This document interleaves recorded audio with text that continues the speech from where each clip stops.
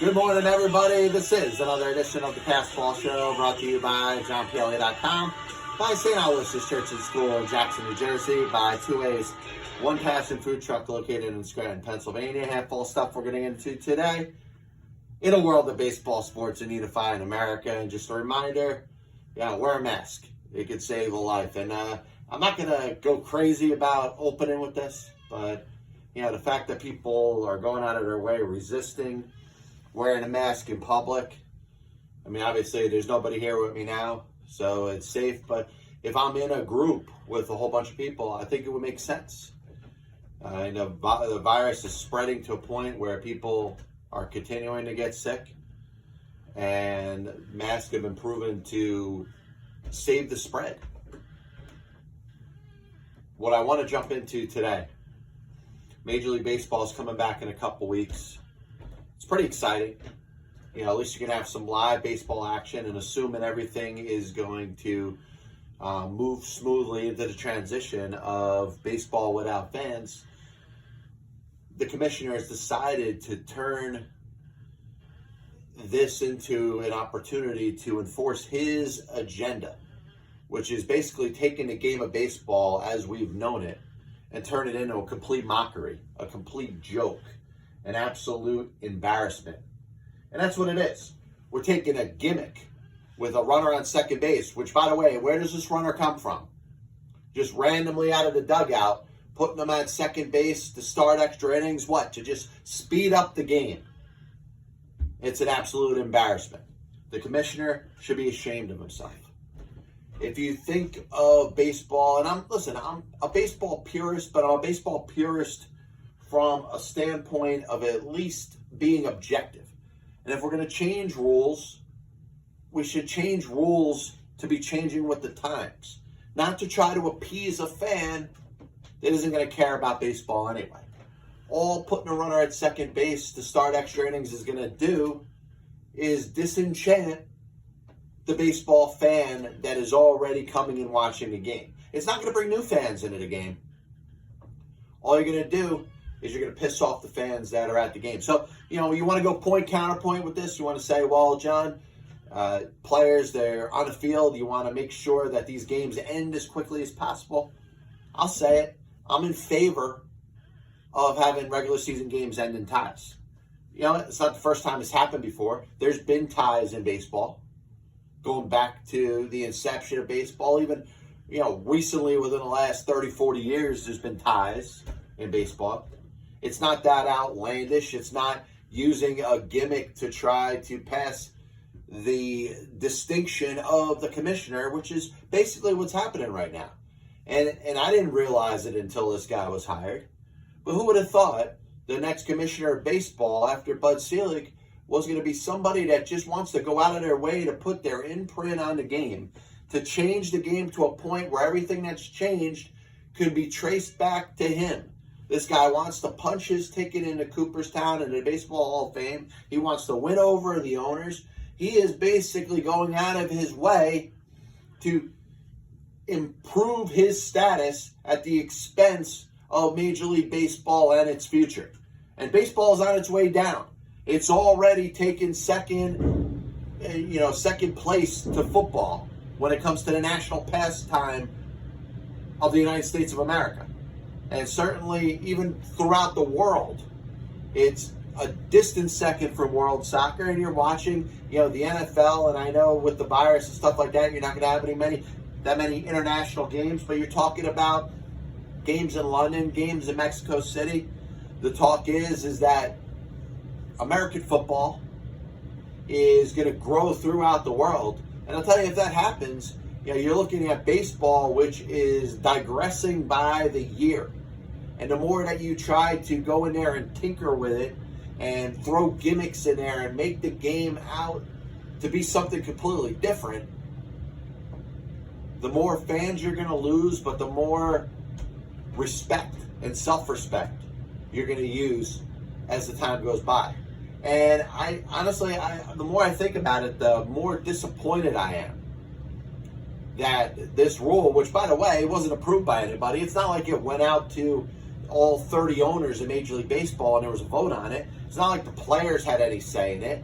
It's not like Commissioner Manfred asked anybody else's freaking opinion before deciding that we're going to have a runner at second base in the end of regulation time, which obviously we know is 9 innings in baseball. I don't know what else to say about it. It's sad. If you think about the pitcher that's going out there, what's he going to do?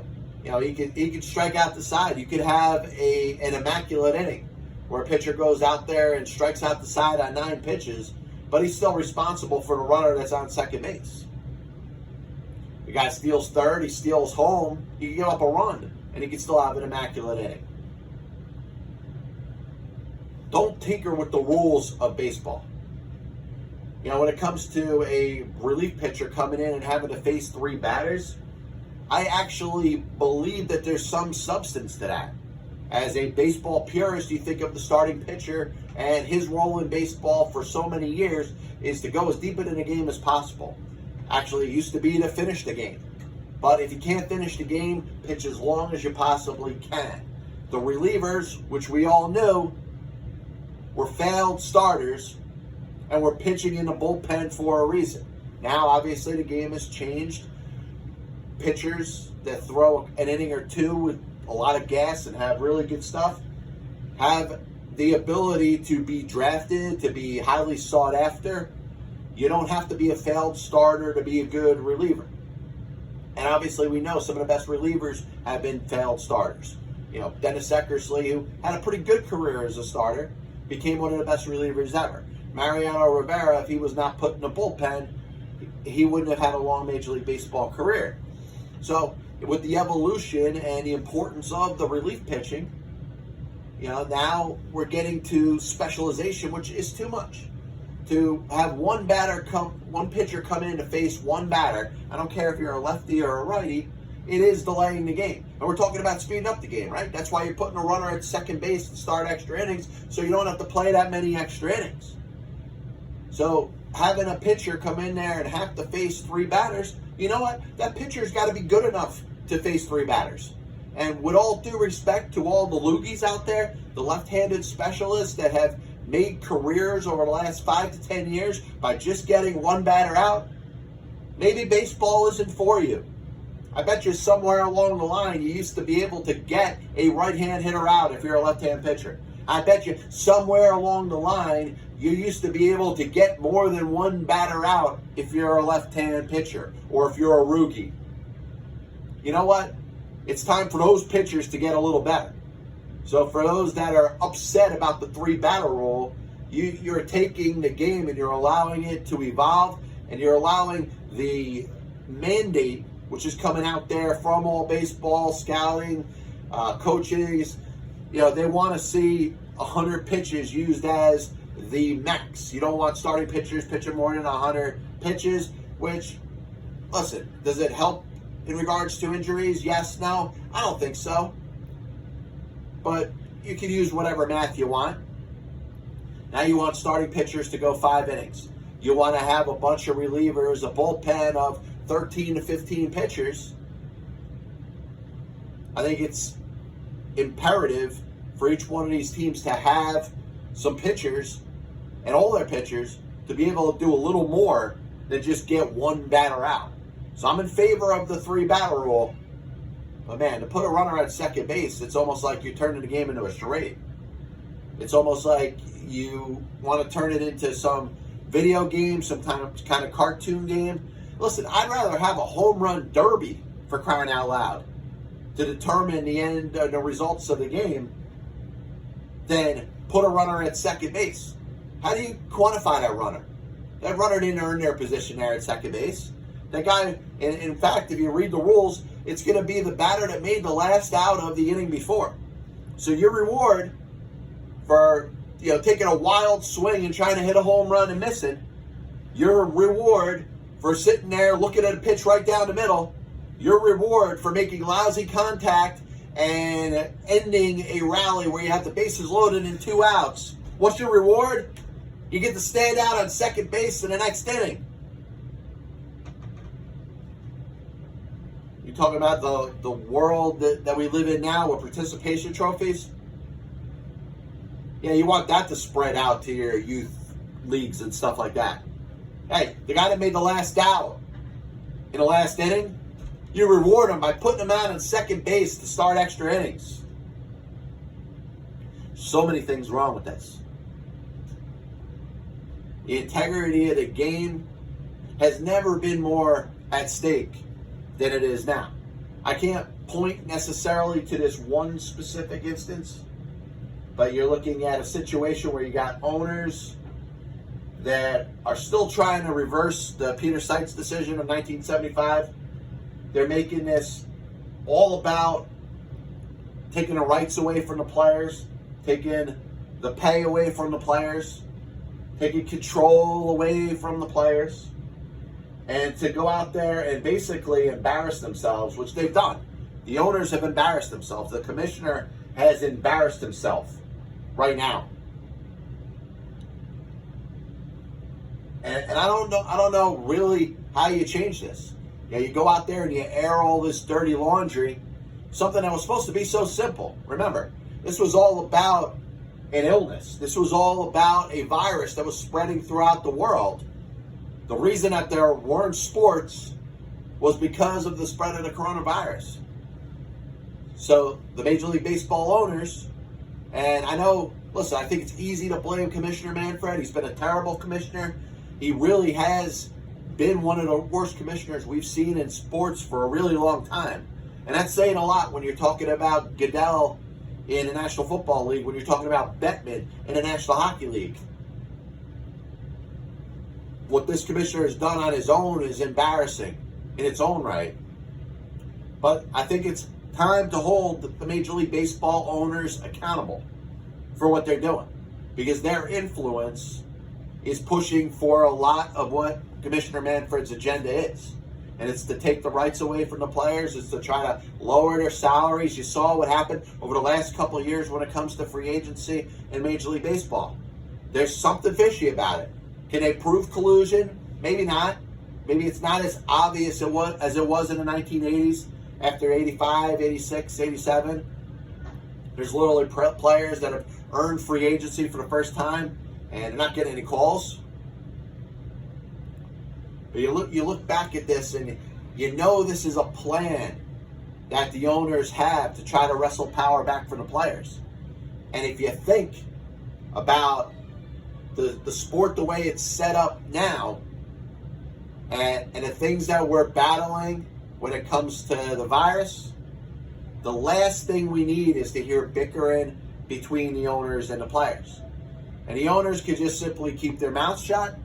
They could simply not involve themselves and say, hey, you know what? There's issues that we have to discuss. There's things that are going to be part of the next collective bargaining agreement, which we know is coming up in the next couple of years.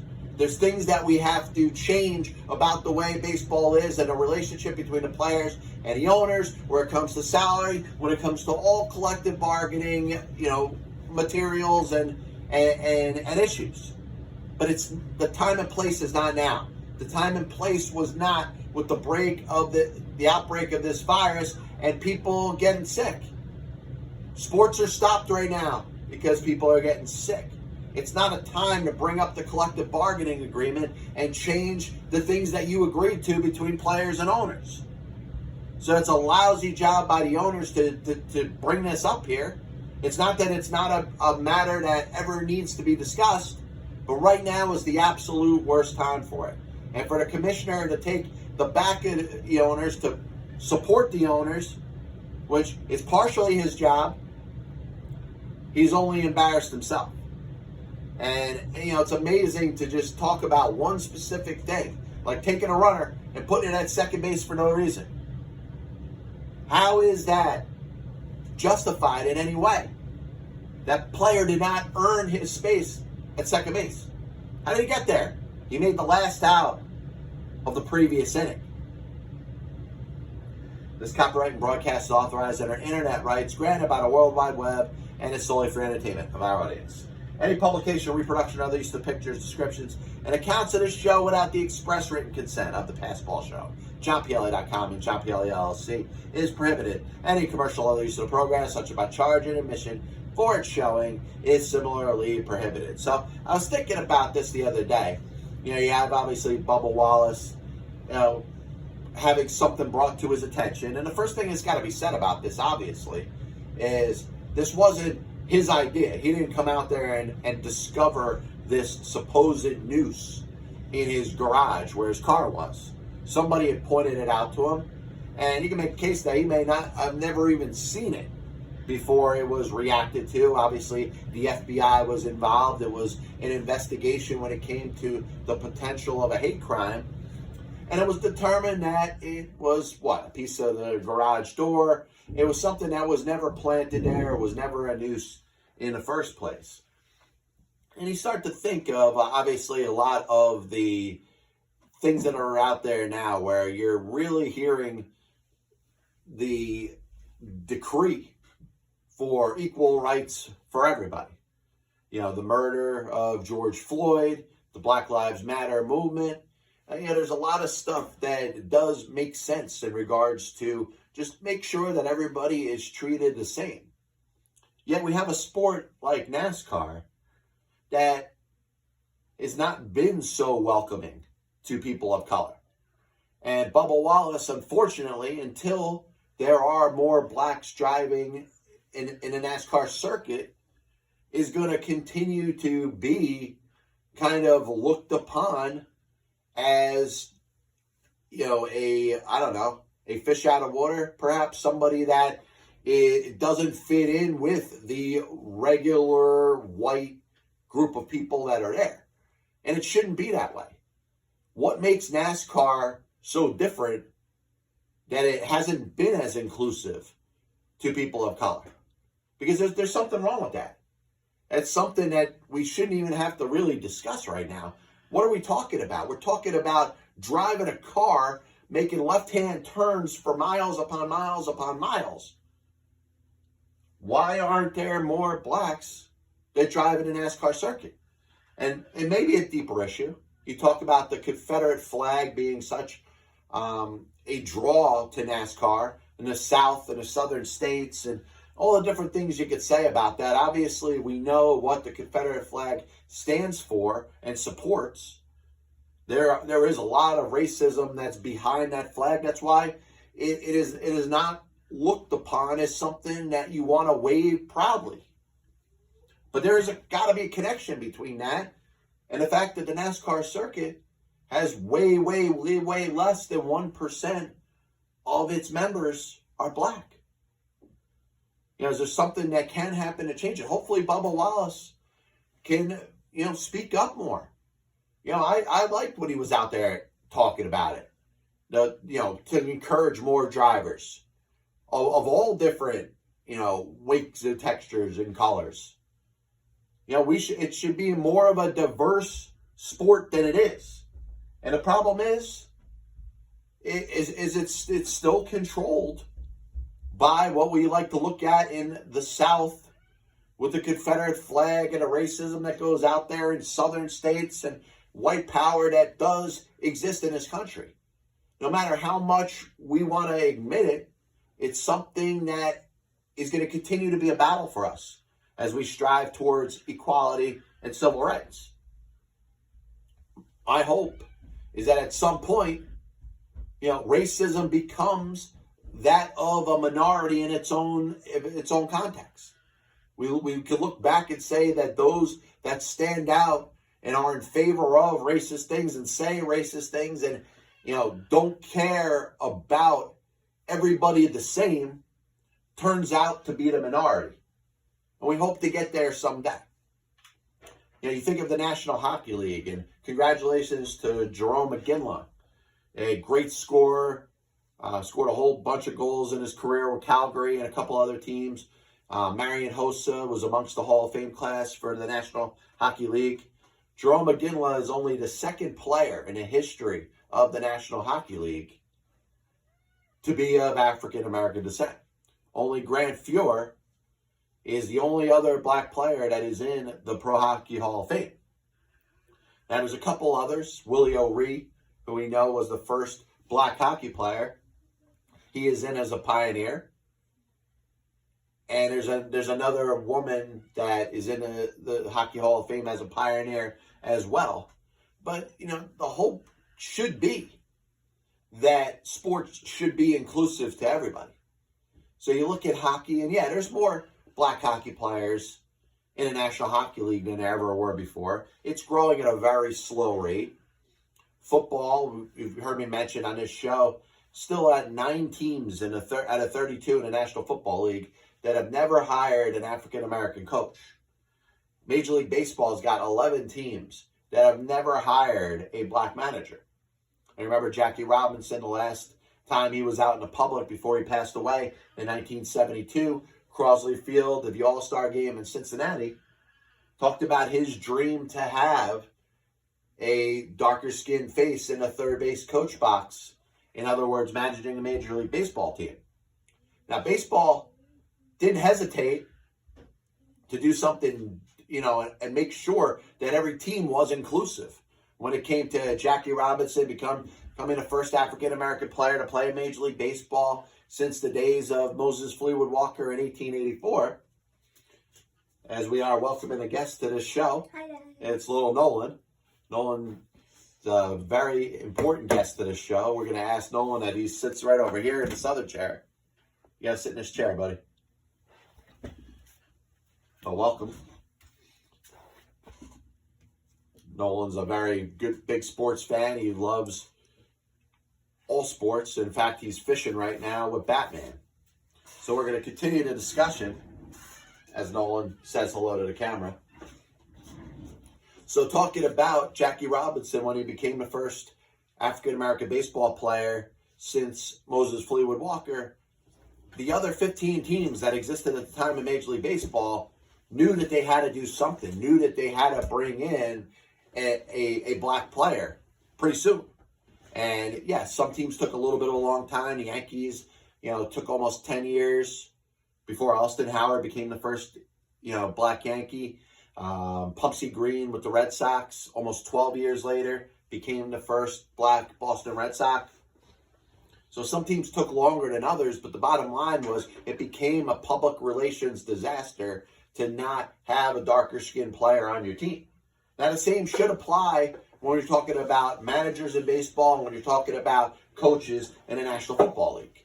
Now, you talk about the revisement of the Rooney Rule, perhaps to have more interviews, perhaps to bring more people in. It shouldn't be like this. You should actually take that team in any of the major sports and say, hey, if you haven't hired a black coach in your history, well, you know what? Those should be your only options. We're talking about trying to just make sure that everybody is included when we're talking about rights and treating everybody the same. Is that too much to ask for? We're in a spot right now where everybody is so obsessed with their own, what their own beliefs are and their own standards and their own politics.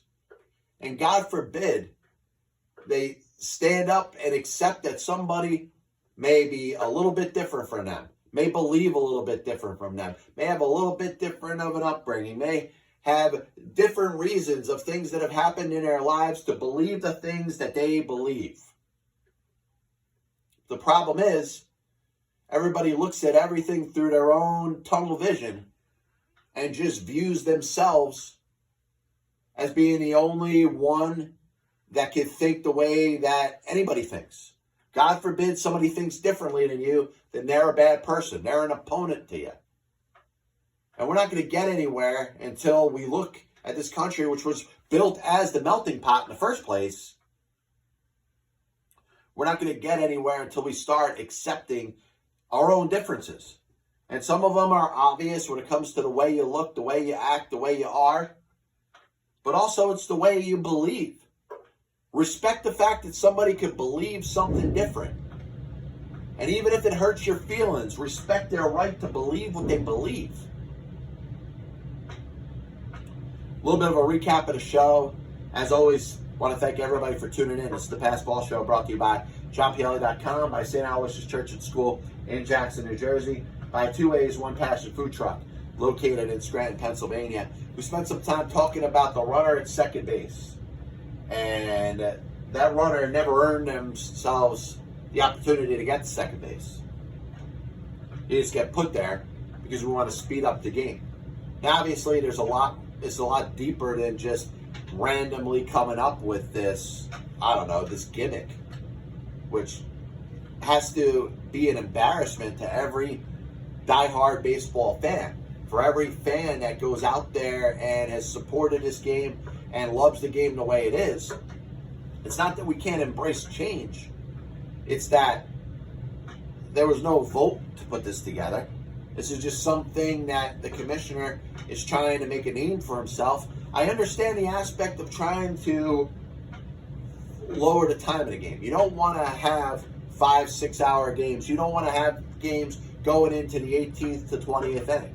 From a healthy and safety standpoint, I get that. And also just from a boring standpoint, do you want to see people in the stands at some point? Hopefully we get to it this year. Hopefully at least one team in Major League Baseball will open up their stadium to fans. You don't want to be sitting in that crowd with no action going on for 18 to 20 innings. You want to speed up the game? There's plenty of different things you can do. You can let the game end in a tie.